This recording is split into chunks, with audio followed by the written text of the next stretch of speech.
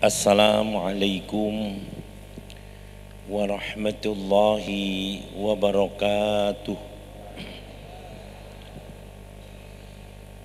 Bismillahirrahmanirrahim. Alhamdulillahi rabbil alamin.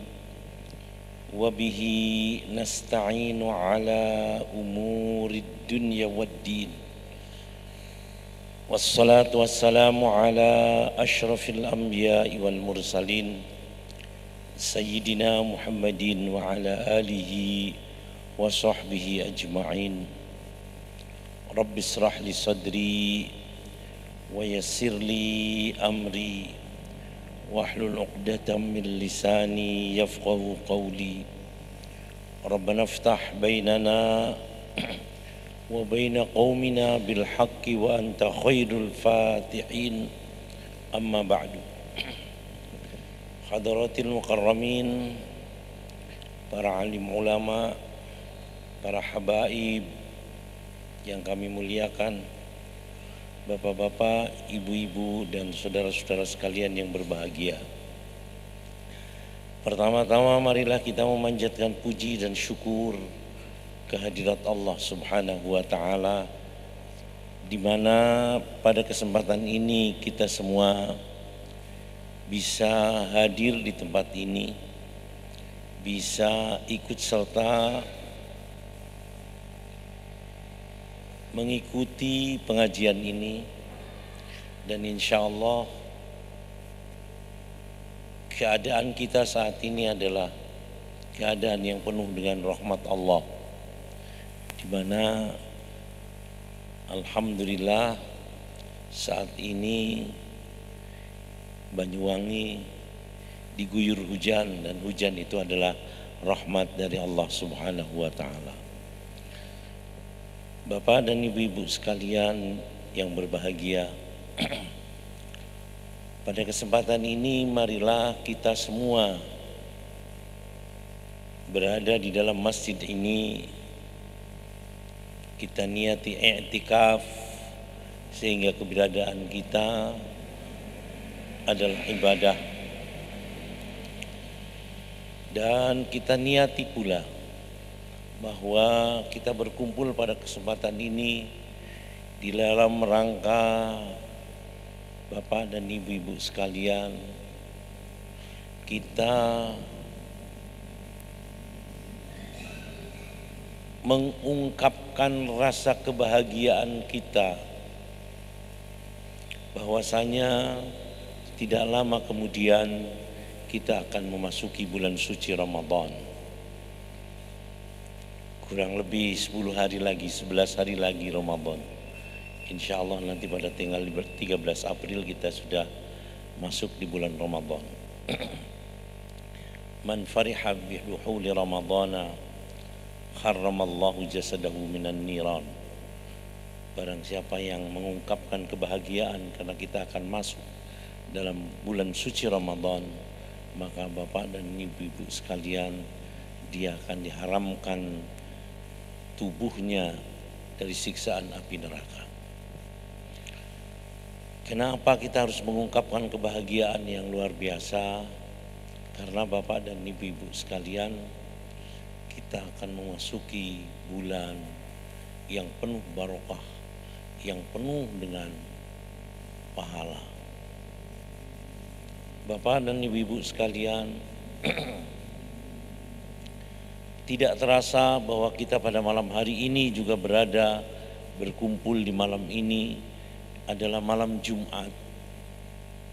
Malam Jumat adalah malam yang istimewa bagi kita bersama.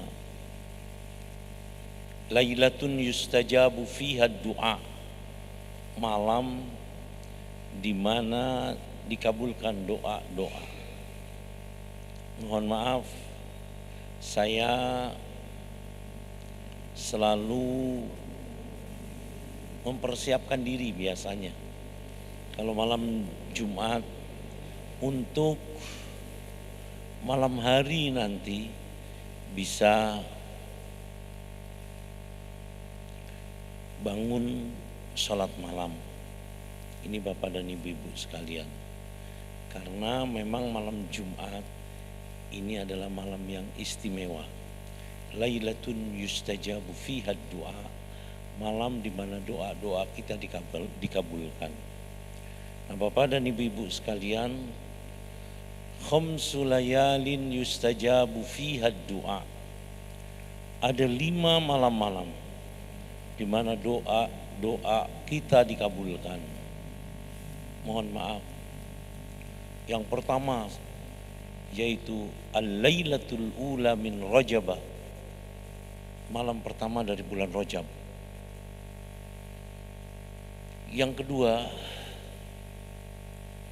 al-lailatul khamisata asyar min Sya'ban, malam 15 Sya'ban. Dan yang nomor 3 adalah Lailatul Jumat, malam Jumat. Bapak dan Ibu sekalian, selanjutnya Lailatul Idul Fitri wa Lailatul Idul Adha, malam hari raya Idul Fitri dan malam hari raya Idul Adha. Kadang kita lupa bahwa saking bahagianya di malam hari raya, kita lupa bahwa di situ adalah malam dikabulkannya doa-doa. Pada kesempatan ini Bapak dan Ibu-ibu sekalian, kita harus memanfaatkan malam Jumat ini untuk tidak boleh berlalu begitu saja. Jangankan malam Jumat, malam itu tidak boleh berlalu begitu saja, apalagi malam Jumat. Ya, disebutkan Bapak dan Ibu-ibu sekalian, ittakhid lailan jamalan tudrik bihi amalan. Jadikanlah malam itu bagaikan kendaraan yang dengan kendaraan tersebut kamu bisa menemukan apa yang dicita-citakan. Ittakhid lailan jamalan, jadikanlah malam itu merupakan matiyatan, jamalan, unta. Yang dimaksudkan di sini adalah matiyah, kendaraan. Tudrik bihi amalan, kamu akan temukan dengan qiyamul lail amalan, apa yang dicita-citakan. Ini Bapak dan Ibu-ibu sekalian. Sehingga mohon maaf ketika kita kemudian tidak bisa memanfaatkan kehadiran malam dengan sebaik-baiknya dengan ibadah di malam hari. Ini Bapak dan Ibu-ibu sekalian, maka sungguh kita rugi. Maka sungguh kita rugi. Jadikan pemuda harapan kepada anak-anak muda, salat malam bagai kendaraan. Dengannya kamu mendapatkan apa saja yang dicita-citakan. Alaysa minal khusrani anna layalian tamurru bila naf'in wa tuhsabu minal umuri. Alaysa minal khusrani, bukankah kerugian, anna layalian, sesungguhnya malam-malam, tamurru bila naf'in, berlalu tanpa memberi arti, wa tuhsabu minal umri, dan malam demi malam itu dihitung sebagai usia kita. Ini Bapak dan Ibu-ibu sekalian, terlebih malam Jumat. Ini Bapak dan Ibu-ibu sekalian. Oleh karena itu, marilah pada malam hari ini nanti kita tidak boleh lupa untuk melakukan qiyamul lail pada malam hari ini. Bapak-bapak dan ibu-ibu sekalian, banyak orang bertanya kepada saya, Pak Yai, apa amalan panjenengan sehingga orang banyak mengatakan panjenengan memiliki banyak kelebihan. Mohon maaf nih, mohon maaf saya bukan menyombongkan diri, tetapi banyak orang menyampaikan kepada saya, Pak Kiai, profesor doktor itu banyak. Tapi kalau profesor doktor Kiai Haji mulai jarang-jarang. Profesor doktor Kiai Haji.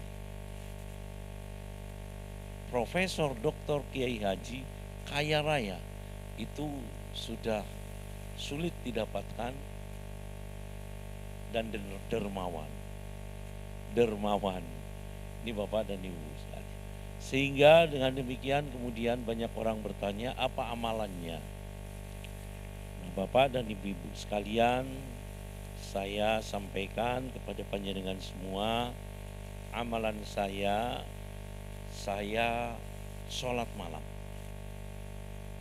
Jam berapa sholat malamnya? Ya terang-terangan aja saya. Jadi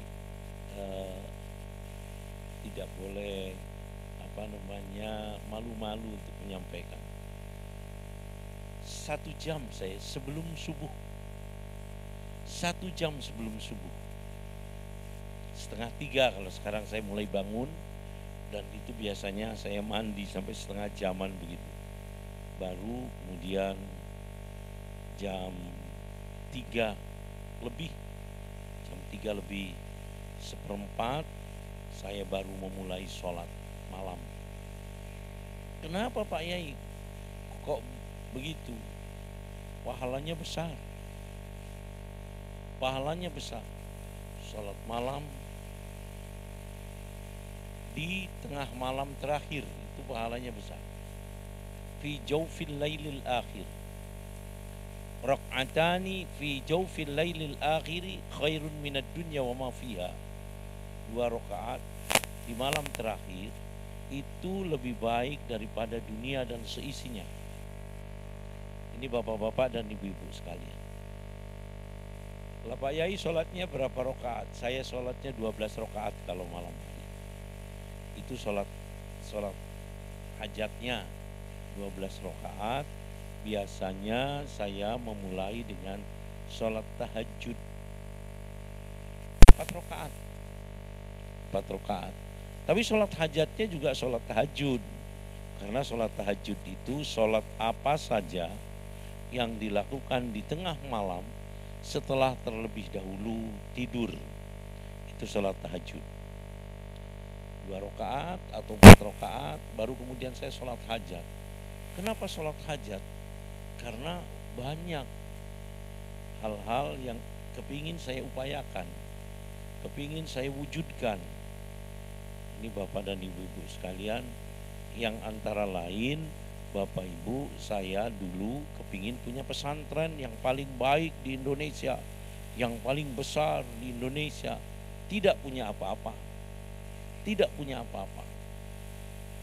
Mohon maaf saya ceritakan, saya membangun sebuah pesantren pada tahun 2006 di sebuah desa terpencil, jauh dari perkampungan.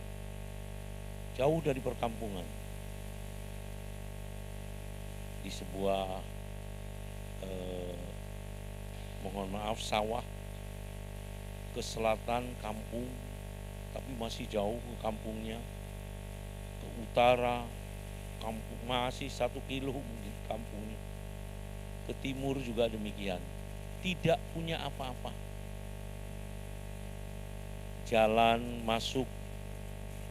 Jalan akses masuk menuju pesantren itu 2 meter lebarnya. Kalau malam gelap gulita, banyak perampok. Ini Bapak dan Ibu-ibu sekalian. Saya datang, saya sampaikan ungkapan dalam hati, ya Allah, saya akan mendirikan sekolah yang terbaik di Indonesia.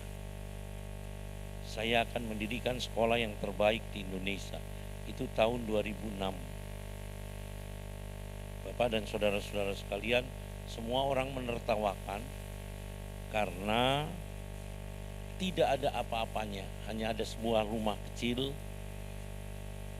yang kemudian dijadikan asrama putri, cukup untuk 24 anak dan gudang kayu yang kemudian dirabat, kanan kirinya diberi geribik, kemudian ditempeli kertas minyak biar tidak dingin kalau malam. Dijadikan asrama putra. Sekolahnya di bawah terob. Ini Bapak dan Ibu-ibu sekalian, saya sampaikan saya kepingin memiliki sekolah yang terbaik dalam kondisi yang semacam itu. Pesantren yang paling maju di Indonesia. Ini musolanya kecil, ukuran 4x4. Bapak dan Ibu-ibu sekalian, subhanallah, ya muridnya hanya 48 ini. Tidak 24, 23, 25.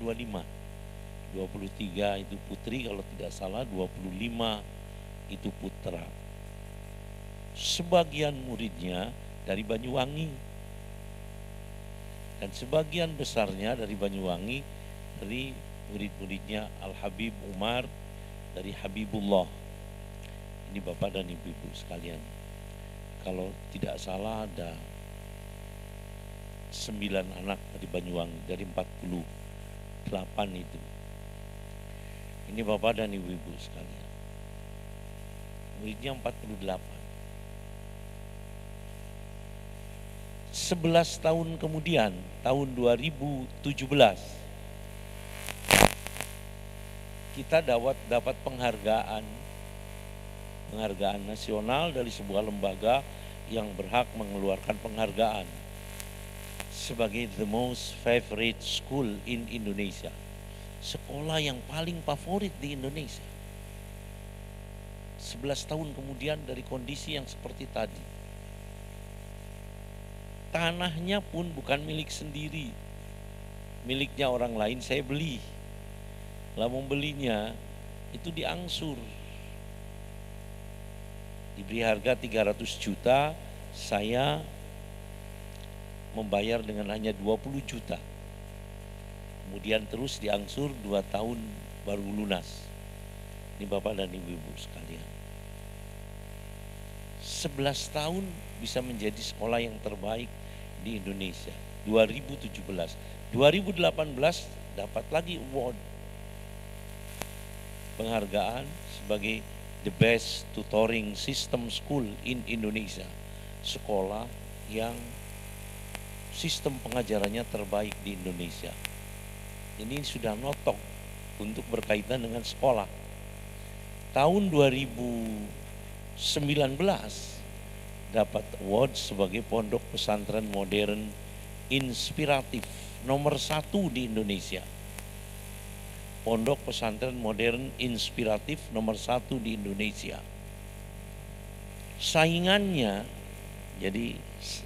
Saingannya itu pondok pesantren Gontor yang berarti sudah puluhan tahun berdirinya, Darun Najah Jakarta, Al-Amin Perinduan. Artinya bagaimana? Dari pesantren-pesantren yang ada dikumpulkan, diambil 4, dari 4 dianalisa, ditelaah mana yang paling baik, maka kemudian diambil Amanatul Ummah. Itu tahun 2019, disaksikan saat itu oleh gubernur dan wakil gubernur di Uinsa pemberian penghargaannya itu. Dan di tahun 2020 the best the excellent quality education of 2020, lembaga pendidikan yang kualitasnya istimewa di tahun 2020. Bapak dan Ibu-ibu sekalian, luar biasa. Nah, Orang banyak bertanya resepnya apa, rahasianya apa, sholat malam. Sholat malam setiap malam. Ya, kecuali kalau dalam perjalanan yang kemudian berada di atas kendaraan di malam hari, saya tidak bisa. Kalau misalnya dalam perjalanan. Nah, Bapak dan Ibu-ibu sekalian, dan cara sholat malam saya 1 jam sebelum subuh. Hikmahnya apa Bapak dan Ibu-ibu sekalian? Istighfar kita diterima oleh Allah kalau kita menyampaikan istighfar di malam hari. Dalam hadis qudsi disebutkan, wahal min mustaghfirin fa astaghfiruh. Mana dan siapa di malam hari yang semacam ini meminta ampunan, fa astaghfiruhu, maka saya akan mengampuni. Kalau kemudian istighfar kita diterima oleh Allah, maka du'aul maghfuri lahu mustajabun. Doanya orang yang diampuni dosanya dikabulkan oleh Allah. Sehingga dalam hadis qudsi juga disebutkan, wahal min da'in faujibuhu. Mana dan siapa yang berdoa akan saya kabulkan doanya. Ini Bapak dan Ibu-ibu sekalian. Doanya dikabulkan, kemudian Bapak dan Ibu-ibu sekalian, pahalanya besar. Pahalanya besar. Pahalanya besar tadi, raq'atani fi jawfil lailil akhir khairun minad dunya wa ma fiha. 2 rakaat di malam yang terakhir, ya, di tengah malam terakhir, makanya diambil 1 jam sebelum subuh, lebih besar daripada dunia dan seisinya. 2 rakaat, padahal kita bisa, mohon maaf, saya bisa 16 rakaat, kemudian 17 rakaat dan sholat witirnya. Maka berarti begitu besar pahalanya. Ini Bapak dan Ibu-ibu sekalian, dan doanya dikabulkan. Ada lagi, mohon maaf, matradatun lidda'i minal jasadi, pengusiran penyakit dari tubuh. Pengusiran penyakit dari tubuh. Banyak orang bertanya kepada saya dan banyak dipertanyakan orang, kok kuat ya Pak Yai? Dulu Bapak dan Ibu-ibu sekalian, saya hampir setiap hari pulang pergi Surabaya Pacet 1,5 jam kendaraan. Surabaya Pacet. Kadangkala sampai 2 kali. Kok bisa? Kok kuat? Anak saya ketika pertama kali anak saya pulang dari Mesir, kemudian ikut mengajar di pesantren, dia mengatakan, soro dari anaknya apa? Pegel, gak kuat aku, apa mana nenek kudu pendino. Ini Bapak dan Ibu-ibu sekalian. Tetapi apa rahasianya? Ya karena sholat malam. Matradatun lidda'i minal jasadi. Tetapi mari saya lanjutkan nanti. Nah Bapak dan Ibu-ibu sekalian, di samping kemudian menjadi pengusiran penyakit dari tubuh, ada lagi sholat malam itu manhatun anil ismi, pencegahan dari perbuatan dosa. Jadi mohon maaf, kalau kita mau melakukan perbuatan dosa, ada rencana mau melakukan perbuatan dosa, nauzubillah min dzalik, atau diajak orang untuk melakukan perbuatan dosa, tapi malamnya sholat malam, itu akan dicegah oleh sholat malam kita. Manhatun anil ismi. Ini Bapak dan Ibu-ibu sekalian. Nah, Bapak dan Ibu-ibu sekalian, sholat malam itu juga akan membawakan kita kepada maqamam mahmuda. Wa minal laili fatahajjad bihi nafilatan lak asa yab'asaka rabbuka maqaman mahmuda. Dari sebagian malam bertahajudlah. Asa ayyakuna ayyab'asaka rabbuka maqaman mahmuda. Kalau kamu istiqomah melakukan sholat malam, maka pasti Allah akan memberikan kepadamu maqaman mahmuda, tempat yang terpuji. Maqaman mahmuda, tempat yang terpuji. Saya sampaikan, kenapa kita mendapatkan award berkali-kali dan lain sebagainya. Sedih saya. Kok yang diunggul-unggulkan kok SMA. Mana pesantrennya? Sedih. Makanya kemudian saya bangkit. Bapak dan saudara-saudara sekalian, susah, mohon maaf hari ini mencari keberhasilan seperti di Amanatul Ummah. Susah. Ini namanya maqaman mahmuda, tempat yang terpuji. Kenapa bisa sampai mendapatkan award demi award? Dan saya sampaikan kepada anak-anak di Institut Kiai Haji Abdul Halim, di sana ada institut, sudah ada S1, S2, dan S3. Bayangkan, 2006 masih seperti itu, hari ini sudah ada S3 di sana. Saya sampaikan, tolong mahasiswa di sini harus sholat malam untuk memperoleh maqaman mahmuda, tempat yang terpuji. Ini bapak-bapak dan ibu-ibu sekalian. Nah, bapak dan ibu-ibu sekalian, tadi disampaikan bahwa salah satu hikmahnya matradatun liddai minal jasadi, pengusiran penyakit dari tubuh. Tidak usah ragu-ragu, itu hadis Nabi. Kita lakukan. Dan ini hadisnya sahih. Dan karena hadis ini sahih, kemudian diteliti oleh para peneliti. Ada apa di dalam sholat malam? Sehingga kemudian salah satu hikmahnya matradatun liddai minal jasadi, pengusiran penyakit dari tubuh. Ternyata ditemukan oleh peneliti ada dua hal. Pertama, bapak dan ibu-ibu sekalian, di malam hari tubuh kita itu meneteskan cairan untuk melumasi sekujur tubuh kita.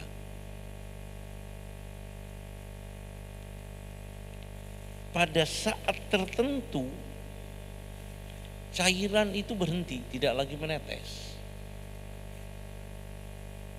Dan biasanya tetesan itu berhenti pada saat fajar sodik, subuh. Ketika di malam hari saat tetesan itu menetes di tubuh kita dan kita tengah melaksanakan sholat malam, maka efektif sekali dalam melumasi tubuh kita sehingga kemudian kita sehat. Ini itu nomor satu. Nomor dua, bapak dan ibu-ibu sekalian,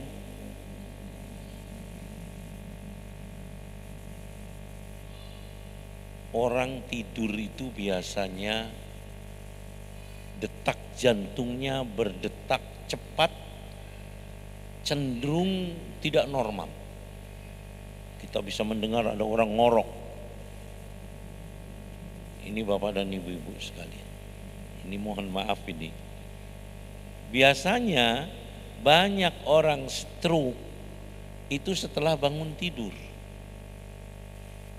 tetapi bangunnya kesiangan karena detak jantung berdetak tidak normal, cenderung cepat. Tetapi kalau malam bangun, bapak dan ibu-ibu sekalian, 2:30 bangun, kemudian mengambil air wudhu, kemudian mulai sholat, maka detakan jantung itu akan berdetak sangat normal. Pada puncak kenormalannya detakan jantung. Ketika detak jantung itu berdetak dengan normal, maka peredaran darah lancar. Dan ketika peredaran darah lancar, maka penyakit terusir. Ini Bapak dan Ibu-ibu sekalian.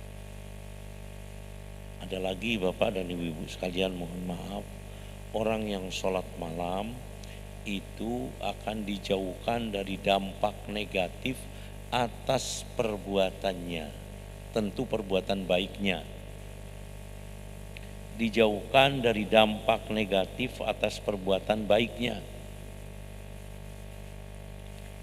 Tidak semua perbuatan baik itu mulus Bapak dan Ibu-ibu sekalian. Banyak orang melakukan perbuatan-perbuatan yang baik, tetapi kemudian banyak fitnah.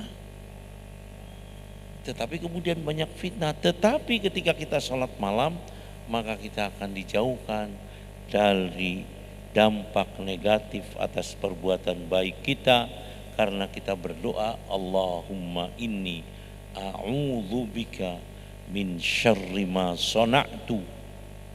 Ya Allah, saya memohon perlindungan kepadamu dari dampak negatif atas segala sesuatu yang telah aku lakukan. Betapa banyak hikmah-hikmahnya kemudian kita lalukan begitu saja, maka Bapak dan Ibu sekalian, betapa ruginya. Sebab malam yang berlalu itu tidak akan datang kembali, ya sudah berlalu. Makanya kemudian syairnya menyebutkan, alaisa minal khusrani anna layalian tamurru bila naf'in wa tuhsabu minal umuri. Bukankah kerugian malam-malam berlaluan tanpa kita mendapatkan arti yang kita temukan karena tak melakukan sholat dengan kekhusyuan. Malamnya terus berjalan, umur kita dikurangkan. Untuk itu Bapak dan Ibu-ibu sekalian, semoga kita akan menjadi Bapak dan Ibu-ibu sekalian orang yang terbiasa melaksanakan sholat malam, dan tentu Bapak dan Ibu-ibu sekalian kita nanti akan memperoleh hikmah-hikmahnya.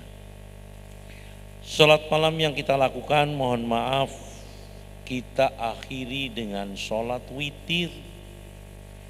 Al-witru haqqun, al-witru haqqun, al-witru haqqun.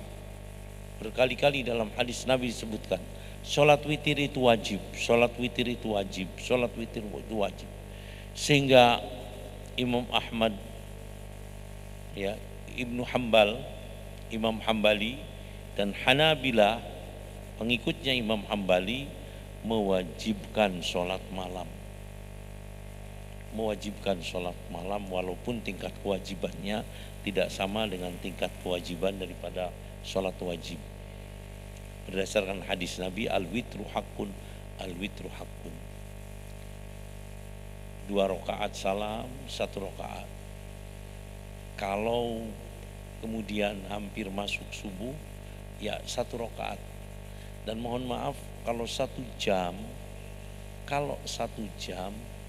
itu saya bisa melaksanakan 4 rakaat sholat tahajud bilafdi tahajud, kemudian sholat hajat, kemudian sholat witir 3 rakaat, pas 1 jam.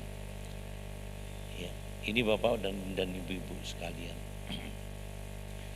Nah Bapak dan Ibu-ibu sekalian, selanjutnya setelah sholat witir, Bapak dan Ibu-ibu sekalian, kita masuk subuh. Kita masuk subuh. Ketika kita masuk subuh, Bapak dan Ibu-ibu sekalian, jangan lupa kita sholat qobliyatas subhi atau rokaatal fajri. Bentuknya sama tapi namanya berbeda. Usolli sunnatan qobliyatas subhi rakaataini mustaqbil qiblati lillahi ta'ala, atau usolli sunnatan rakaatayil fajri mustaqbil qiblati lillahi ta'ala, atau usolli sunnatan rakaatayil ghadat mustaqbil qiblati lillahi ta'ala. Salat rakaatul ghadat, jadi nama ya salatnya sama tapi namanya berbeda. Kita boleh menggunakan yang mana saja. Usolli sunnatan rakaatayil fajri, usolli sunnatan rakaatayil ghadat, usalli sunnatan qabliyatas subhi raq'atal fajri khairun minad dunya wa ma fiha. 2 rakaat fajar lebih baik daripada dunia dan seisinya. Setelah itu kemudian kita sholat subuh berjamaah, sholat subuhnya. Ini bapak-bapak dan ibu-ibu sekalian, sholat subuhnya berjamaah. Ada 2 sholat yang kita harus mengupayakan di awal waktu dan berjamaah, yaitu sholat subuh dan sholat asar. Sholat subuh dan sholat asar. Man sholat subha fahuwa fi dhimmatillah. Barang siapa yang sholat subuh berjamaah, maka dia berada dalam tanggungan Allah. Ditanggung oleh Allah keselamatannya, ditanggung oleh Allah, bapak dan ibu-ibu sekalian, rizkinya dan seterusnya. Man sholat subha fi jama'atin fahuwa fi dhimmatillah. Wala yatlubannakallahu bisyai'in min dhimmatihi. Sampai seperti itu. Dan Allah tidak membutuhkan yang lain-lain untuk menjadikan seseorang berada dalam tanggungannya, cukup dengan sholat subuh berjamaah. Ini bapak dan ibu sekalian. Dan jarang orang bisa sholat subuh berjamaah. Mohon maaf, di tempat kita, di sekolah kami, muridnya kalau dulu 2006 48, sekarang 12.000. Kalau di Pacetnya saja 10.000. Kita punya murid di Surabaya 2.000, 12.000. Tidak ada yang kena corona sama sekali. Karena apa? Karena kita antara lain menggunakan protokol Islam di samping protokol COVID. Lah protokol Islam itu satu, bersih. Ya seperti di masjid ini. Masjid ini subhanallah, saya beberapa kali datang ke masjid ini, 2 kali. Tapi di samping 2 kali atau 3 kali bersih. Dan karena saya sampaikan bahwa protokol Islam itu bersih, ketika corona lebih bersih daripada sebelum corona. Ketika sebelum ada corona, petugas kebersihan itu hanya membersihkan di pagi hari, setelah itu pulang. Kemudian siang hari, setelah itu pulang. Sore hari, setelah itu pulang. Setelah ada corona tidak boleh. Pagi membersihkan, ya, petugasnya biasanya 2. Yang satu tetap tinggal, yang satu boleh pulang. Nanti kalau sudah duhur, yang tadi di pagi hari pulang, maka duhur sampai sore harus berada, tinggal di sana. Ada, sehingga kemudian selalu bersih. Al-Islamu nadhifun fatanadhafu fa innahu la yadkhulul jannata illa nadhif. Islam itu bersih, maka jagalah kebersihan, dan sesungguhnya tidak bisa masuk surga kecuali orang yang bersih. Bersih. Nomor 2, bapak dan ibu-ibu sekalian, protokol Islam. Dan saya mengatakan, berkali-kali saya mengatakan, dunia ini dilanda corona itu karena tidak bersih. Saya berkali-kali keliling dunia, mohon maaf, ya walaupun di Asia, di Afrika kebanyakannya itu tidak bersih. Di Indonesia juga tidak bersih. Dari mana? Saya sering masuk toilet di Indonesia, di hotel-hotel berbintang dan di lapangan kapal terbang. Toilet itu tidak ada showernya. Toilet itu tidak ada showernya. Saya bertanya-tanya, loh kenapa? Loh katanya itu standar. Standarnya hotel berbintang, standarnya lapangan kapal terbang internasional, toiletnya harus tidak ada showernya. Nauzubillah min dzalik. Dengan alasan kering itu sehat katanya. Kering yang bagaimana? jembret semua, ya, jembret semua, lantainya kena kotoran, ya ketika orang buang air besar dan kemudian mecret, ya kena kotoran semua dan tidak bisa dibersihkan karena tidak ada showernya. Setelah itu corona berturun. Ini saya berkali-kali mengatakan begitu. Kalau tidak salah Malaysia dan Singapura itu sudah dirubah, Indonesia belum. Di Juanda Terminal 2, di Jakarta Terminal 3 itu toiletnya tidak ada showernya. Nomor 3 itu Bapak dan Ibu-ibu sekalian, makannya tidak boleh banyak, mohon maaf. Kita kalau makan tidak boleh banyak, karena albitnatu turisus saqoma. Kenyang itu menyebabkan penyakit. Nah, nomor 4, sholat malam. Harus sholat malam. Di Pondok Pesantren Amanatul Ummah harus sholat malam. Saya bilang kepada mereka, cukup keluar dari Amanatul Ummah membawakan kebiasaan bisa sholat malam, itu sudah berhasil. Karena itu adalah termasuk kunci keberhasilan. Dan nomor 5, sholat subuh berjamaah. Karena kemudian ditanggung oleh Allah.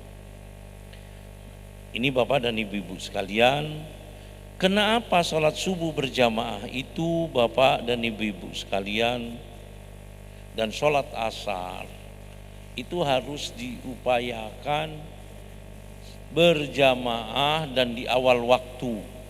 Nih, mohon maaf ini. Jadi ulama-ulama salaf, wali-walinya Allah akan menjaga di 2 sholat itu. Kenapa? Karena subuh dan asar itu tempat berkumpulnya malaikatum bil laili wa malaikatum bin nahar. Malaikat yang penjaga malam dan malaikat penjaga siang itu berkumpul di waktu subuh dan asar. Yata'aqabuna fikum malaikatum bil laili wa malaikatum bin nahar. Saling berganti, silih berganti, malaikat malam dan malaikat siang. Subuh, malaikat malam telah melaksanakan tugasnya, akan naik ke langit. Malaikat siang baru turun dari langit, bertemu dulu pada saat sholat subuh.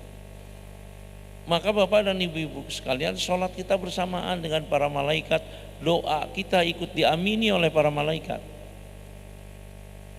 Sholat asar, malaikat siang telah melaksanakan tugasnya dan malaikat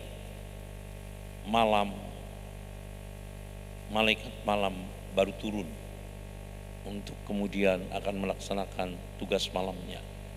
Bertemu dulu di waktu asar dan kemudian mereka sholat dulu. Ini Bapak dan Ibu-ibu sekalian.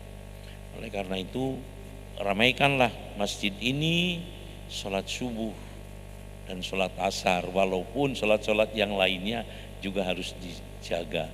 Hafidu ala sholawati was sholatil wusta. Jaga sholat-sholat semuanya, tapi terlebih lagi sholatul wusta. Banyak orang berpendapat sholatul wusta itu yaitu sholat subuh dan sholat asar. Ini bapak-bapak dan ibu-ibu sekalian. Nah, mohon maaf Bapak dan Ibu-ibu itu sekalian, itu yang biasa saya lakukan. Dan kalau setelah sholat subuh saya tidak tidur. Setelah sholat subuh jangan kemudian langsung tidur.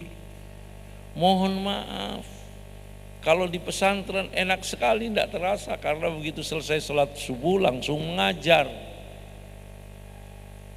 Di rumah panjenengan tengah ngantuk-ngantuknya, perangi Bapak dan Ibu dengan bagaimana? Baca Al-Quran, baca sholawat, apa saja, membersihkan rumah, sampai bolehlah jalan-jalan, olahraga boleh.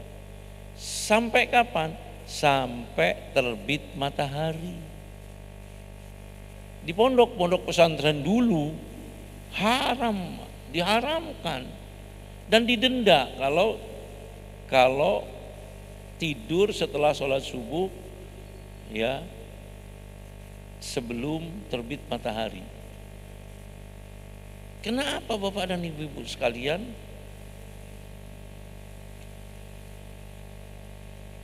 Innallaha la yuwazzi'ul arzaqa. Tolong ibu-ibu, ini rahasia. Innallaha la yuwazzi'ul arzaqa baina tulu'il fajri shadiqi hatta tulu'i syamsi. Sungguh Allah itu membagi-bagikan rizki di antara terbitnya fajar shadiq sampai dengan terbitnya matahari. Nah, ketika Allah membagi-bagikan rizki, kita jangan absen. Caranya, ya kita tidak tidur. Ini bapak-bapak dan ibu-ibu sekalian. Hadis ini sahih. Karena hadis ini sahih diteliti, ada apa rahasianya? Sehingga kemudian orang yang tidak tidur di antara terbitnya fajar shadiq sampai dengan terbitnya matahari itu akan banyak rizkinya. Nah, ini Bapak dan Ibu. Setelah diteliti ternyata ditemukan bahwa di tenggang waktu itu Allah menurunkan ozon. Yang ozon itu memiliki sifat membuat tubuh kita kuat dan terengginas, semangat. Jadi monggo di ini. Nah, oleh karena itu juga Bapak dan Ibu-ibu sekalian, saya Bapak dan Ibu-ibu sekalian, yang sangat jarang ditemukan, profesor, doktor, kiai haji, kaya raya, dermawan.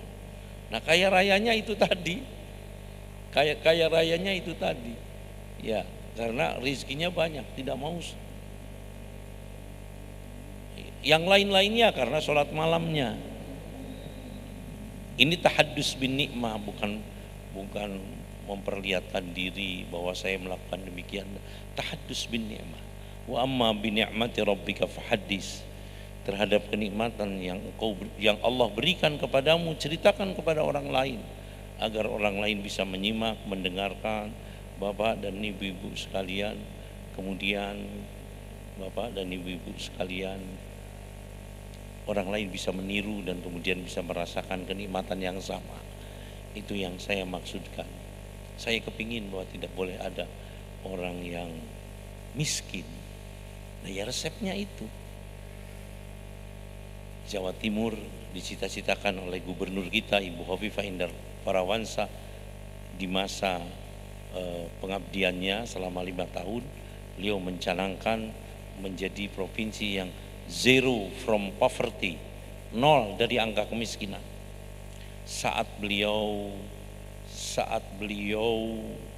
mulai menjabat dulu pada zaman Pak Karwo, Jawa Timur itu yang tertinggi angka kemiskinannya, nomor 1.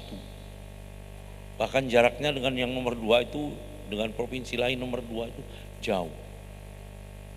Setelah Ibu Khofifah memimpin selama 2 tahun, lebih sedikit, itu sekarang sudah nomor 16.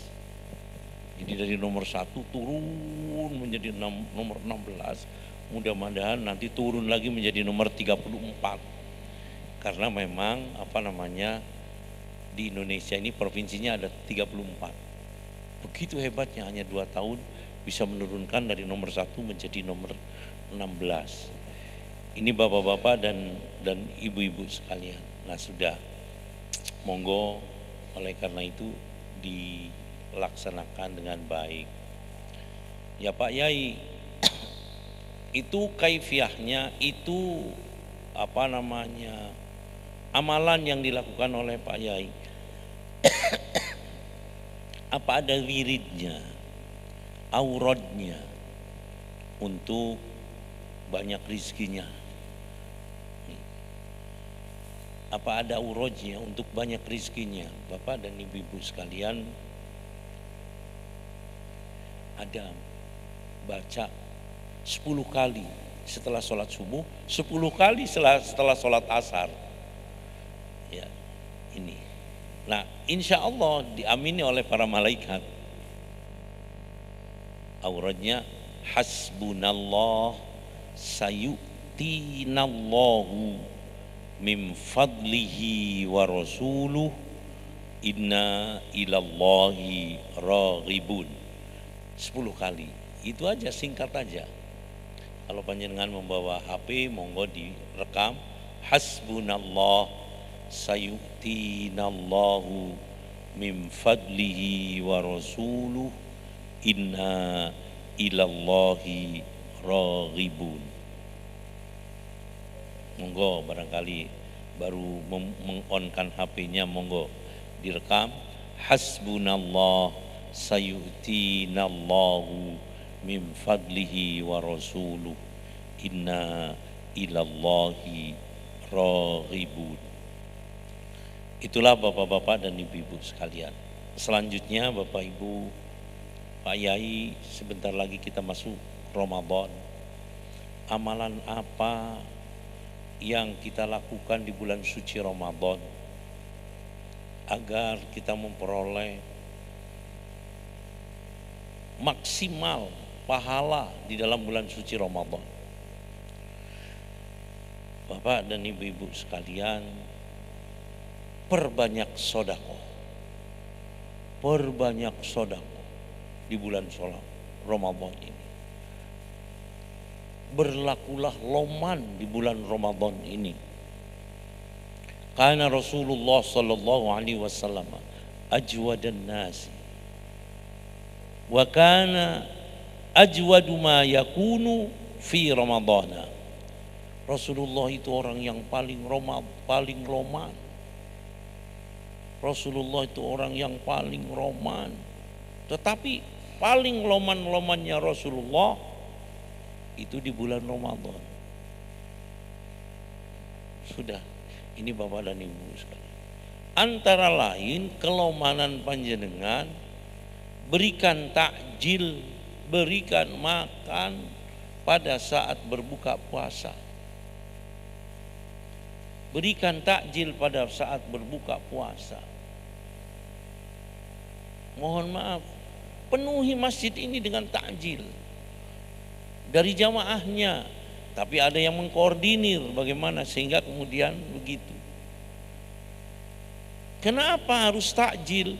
Karena orang yang memberi makan orang yang berpuasa, dia mendapatkan pahala sebesar pahalanya orang yang berpuasa, tanpa sedikit pun dikurangi pahalanya orang yang berpuasa tersebut. Bayangkan, makanya rebutan kalau di Madinah itu, di Mekah itu rebutan.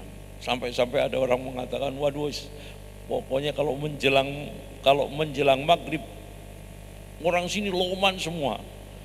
Nggak tahu setelah maghrib kadang-kadang ya tidak loman lagi misalnya. Kenapa itu? Karena kepingin memperoleh pahalanya. Nah sementara pahala puasa itu besar sekali. Kullu amali bani Adam lahu illa sauma fa innahu li wa ana ajzi bihi. Seluruh amalnya Bani Adam itu miliknya, kata Allah, kecuali puasa. Puasa milik saya, saking besar. Dan saya akan membalas pahalanya orang yang berpuasa itu. Tapi itu milik saya. Saking Bapak dan Ibu sekalian betapa besar nilai daripada puasa itu. Bapak dan Ibu sekalian, mohon maaf kalau panjenengan itu punya kemampuan, lakukan yang demikian ini. Sedekah yang banyak pada bulan suci Ramadan meniru Rasulullah sallallahu alaihi wasallam.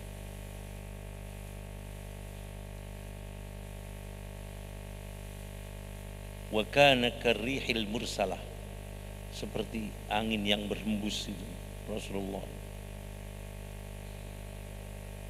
As-sadaqatu la tazidul mala illa kasratan.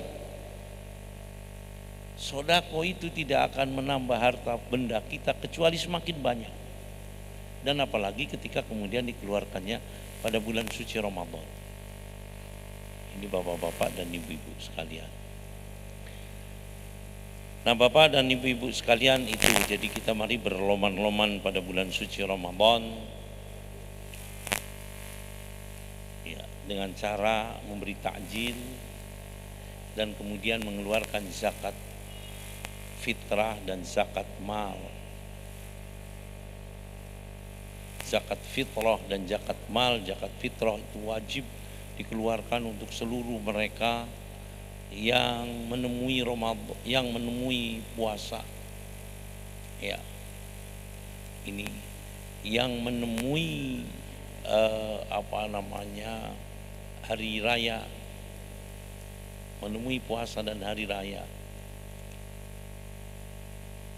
Zakat mal keluarkan pada bulan puasa, itu lebih baik karena pahalanya berlipat ganda.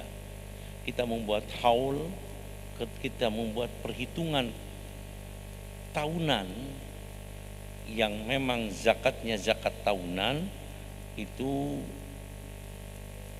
dihitungnya itu pada bulan puasa. Akan menambah banyaknya harta kita. Ini bapak-bapak dan ibu-ibu sekalian. Kemudian Bapak Ibu, kalau kita sudah membiasakan sholat malam, maka di bulan puasa ini setelah kita makan sahur, jangan lagi tidur, dan sahurnya diupayakan ya jam 3 tadi, Pak. Sahurnya diupayakan setengah 3, jam 3 selesai sholat malam sampai subuh, lanjut, jangan tidur kecuali setelah matahari terbit. Kenapa? Pasti kita dapat Lailatul Qadar. Pasti kita dapat Lailatul Qadar kalau kita membiasakan nanti sahurnya jam setengah 3 sudah bangun sahur, sampai jangan banyak-banyak sampai jam 3. Jam 3 sholat malam seperti yang saya sampaikan tadi, pasti kita mendapatkan Lailatul Qadar. Kenapa pasti? Karena Lailatul Qadar itu berada di bulan puasa. Syahrul Ramadan alladzi unzila fihil Qur'an. Bulan puasa itu bulan diturunkannya Al-Qur'an. Syahrul Ramadan alladzi unzila fihil Qur'an.